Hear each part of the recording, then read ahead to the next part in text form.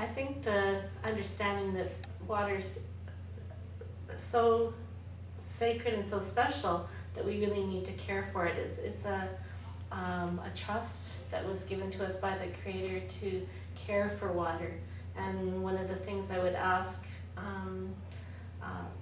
what the Water Society is who is listening and who cares for water. And we really need to look at what the protocols are of the Indigenous peoples of the place, because there are so many people who are elderly Indigenous peoples that have maintained that spiritual connection with the natural world, and they can help guide us in making wise decisions for the benefit of not only Indigenous peoples but all people, plants, and animals, from all four directions.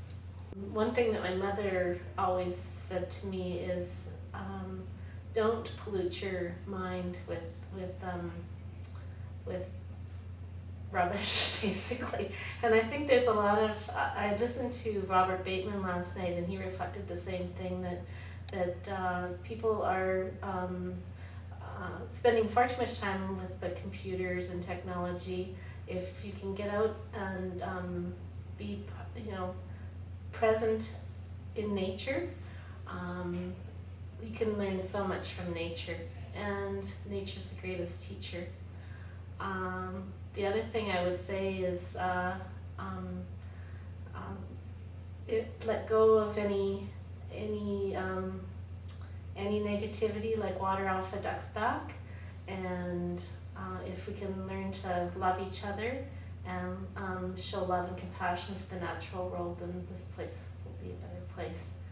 One other thing I'd like to add is that it's so important to stop pollution at all different levels. There's far too much that's happening with the priority being to make money and for economic development. I think that we really need to look at ways to stop the radioactive waste from Fukushima from continuing, and at the local level to stop the senseless movement of contaminated waste from one place to another. And there's so many good things that we could be doing in terms of protecting and nurturing the land that we're blessed to live on. That's a good question. I think all levels of government have a fundamental responsibility to understand that those rights need to be recognized, and not only the federal government, but the people that are making decisions at the provincial and the municipal levels too. In the UN Declaration on the Rights of Indigenous Peoples, there are many articles that recognize the spiritual connection that Indigenous peoples have with their lands and waters and air. Today there's commodification of all of those things. There's commodification of the air in terms of the carbon trading, commodification of water in terms of bottled water, and commodification of land. And land is seen to be something that is bought and sold, and in traditional understandings, the land is what gives us life.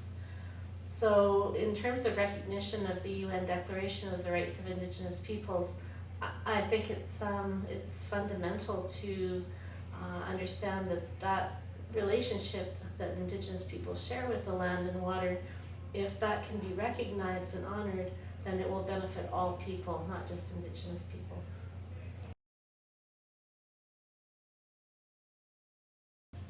I think that they have their own skills and abilities and special gifts that the Creator has given them, and that if they follow their dreams, that there is hope for the future, because it's through understanding who we are fundamentally and following your heart, and living a life of love and compassion, not only for oneself, but also for understanding the relationship with other people, their family, their community, and also with the natural world. So I think I've been very